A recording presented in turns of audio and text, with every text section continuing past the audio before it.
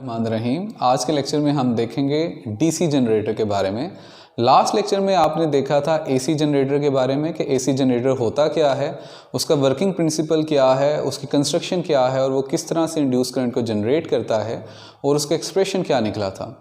आज का जो हमारा टॉपिक है वो है डीसी जनरेटर के बारे में। तो जिस तरह ये भी जनरेटर की एक टाइप है, ये सारे का सारा जो टॉपिक है ये मोर देन 80% एसी जनरेटर की तरह ही है, सिर्फ थोड़े सारा एक दो चीज़ें जो है इसमें डिफरेंट होंगी। अगर आपने लास्ट लेक्चर को अच्छी तरह से समझा है आपको इस टॉपिक की मोर देन 80% चीज़ें वैसे ही कवर हैं। डीसी जनरेटर क्या है? अपने नाम से जाहिर है कि ये ऐसा जनरेटर है जो कि मैकेनिकल एनर्जी को डायरेक्ट करंट में कन्वर्ट करता है। It is a device use to convert mechanical energy into direct current. Working principle भी इसका सेम वही है जो एसी जनरेटर का, दैट इज़ इलेक्ट्रोमैग्नेटिक इंडक्शन। और उसमें कौन से वाला पार्ट है इसका? Motional EMF.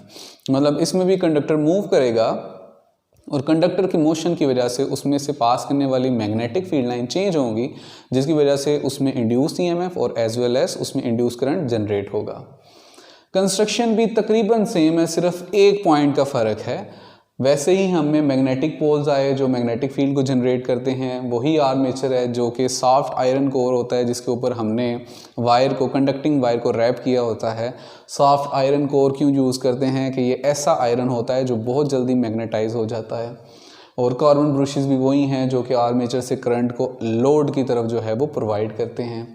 फ़र्क सिर्फ क्या है कि वहाँ पे हमने स्लिप रिंग यूज़ किया था, यहाँ पे हम यूज़ करेंगे स्प्लिट रिंग। स्प्लिट रिंग का दूसरा नाम कम्यूटेटर भी है, दोनों का मतलब एक ही है।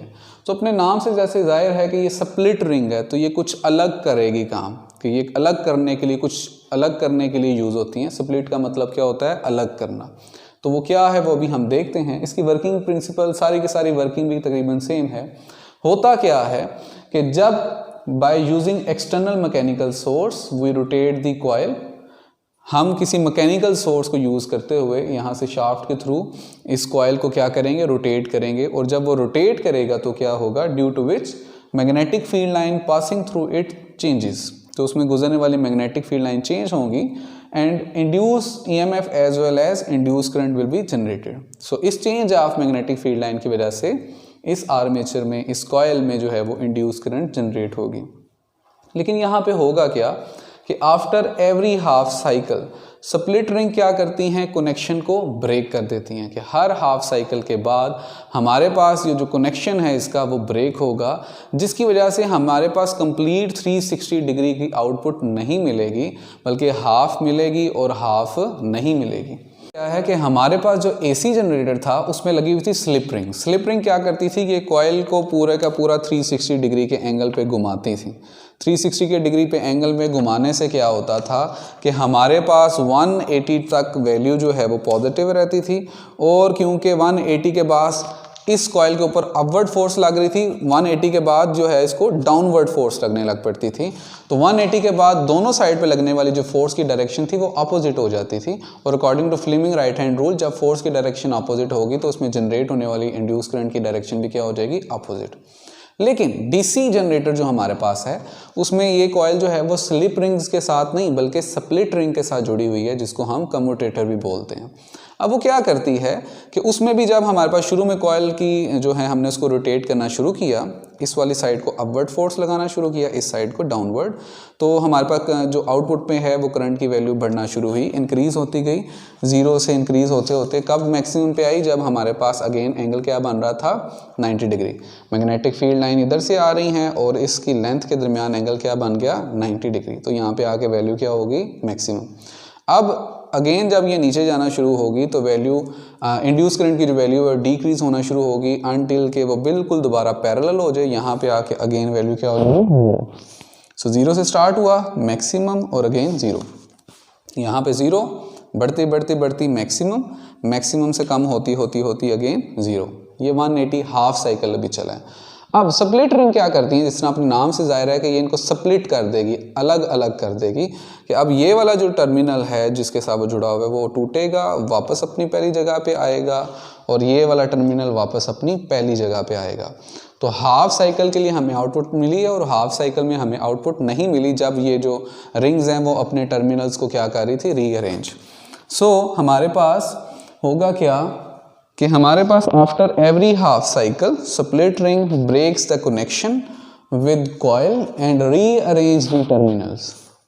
Due to this, one side always facing upward force while other side of coil experience downward force.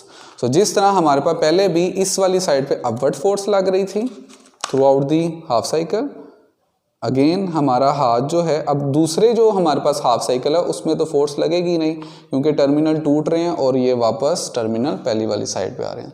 तो अगेन जो यहाँ पे राइट वाला साइड है उस पर अगेन अपवर्ड फोर्स लगेगी और दूसरी वाली साइड पे downward force. Again half cycle के लिए कोई भी आउटपुट नहीं मिलेगा, फिर अगेन हाफ साइकिल यहाँ पे अपवर्ड फोर्स और यहाँ पे डाउनवर्ड फोर्स। तो हो क्या रहा है कि हर हाफ साइकिल के बाद टर्मिनल चेंज हो रहे हैं।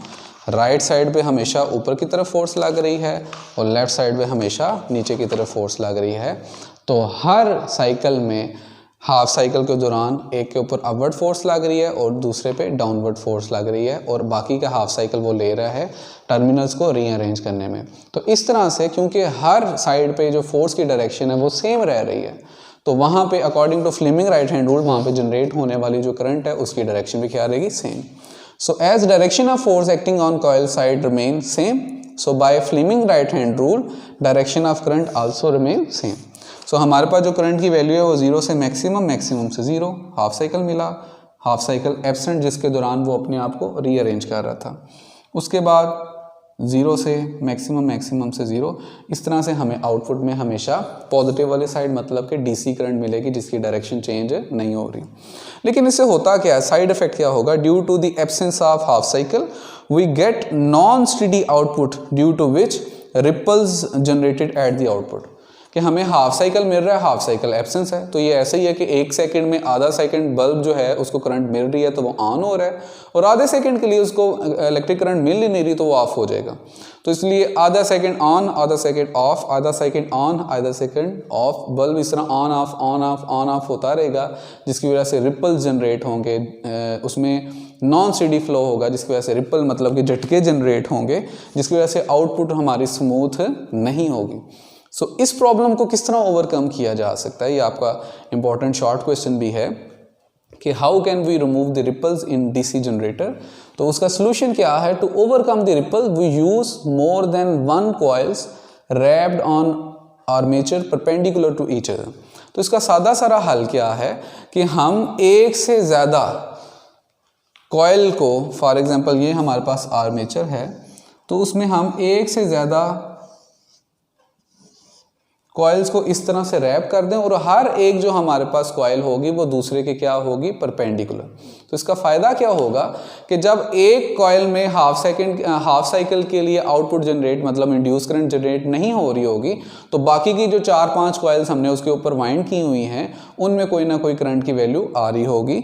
तो इस तरह से जब एक कॉइल हाफ साइकिल जनरेट नहीं कर रही होगी तो बाकी की जो कॉइल्स हैं उनमें कोई ना कोई इंड्यूस करंट की वैल्यू आ रही होगी क्योंकि अभी वो उस साइकिल उनका हाफ साइकिल कंप्लीट नहीं हुआ होगा क्योंकि हमने सारी की सारी कॉइल जो हैं वो डिफरेंट एंगल पे जो है वो रैप की हैं। So in this way we get steady DC at the output. तो ये जो हाफ साइकिल एब्सेंट था वो अब एब्सेंट नहीं होगा और हमें कांस्टेंट डीसी की जो आउटपुट में वैल्यू है वो मिल रही होगी। In this way when any of coil having zero induce current due to 0 degree angle other coil still generating current. तो अगर एक कॉइल उनमें से इंड्यूस करंट फिलहाल जनरेट नहीं भी कर रही होगी तो बाकी की कॉइल में इंड्यूस करंट जनरेट हो रही होगी और हमें हर पॉइंट पे कांस्टेंट डीसी आउटपुट में मिल रही होगी। हमने देखा कि डीसी जनरेटर होता क्या है, जो डायरेक्ट करंट को जनरेट करता है, इसका वर्किंग प्रिंसिपल क्या है, इसकी कंस्ट्रक्शन क्या है, इसको बनाते कैसे हैं, इसकी वर्किंग क्या है, इसमें क्या फ्लॉ है जो आ सकता है, फिर उसका सलूशन भी हमने बताया कि उसका सलूशन क्या हो सकता है।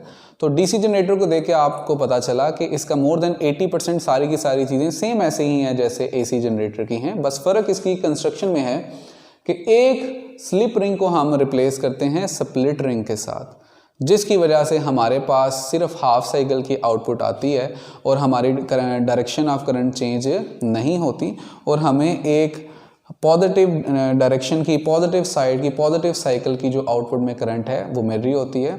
सो इसलिए हमारे पास डीसी जनरेटर को यूज़ करके डायरेक्ट करंट जो है वो बनाई जा सकती है, जिसमें सिर्फ वन साइकिल होगा, दूसरा साइकिल मौजूद नहीं होगा ड्यू टू स्प्लिट रिंग्स।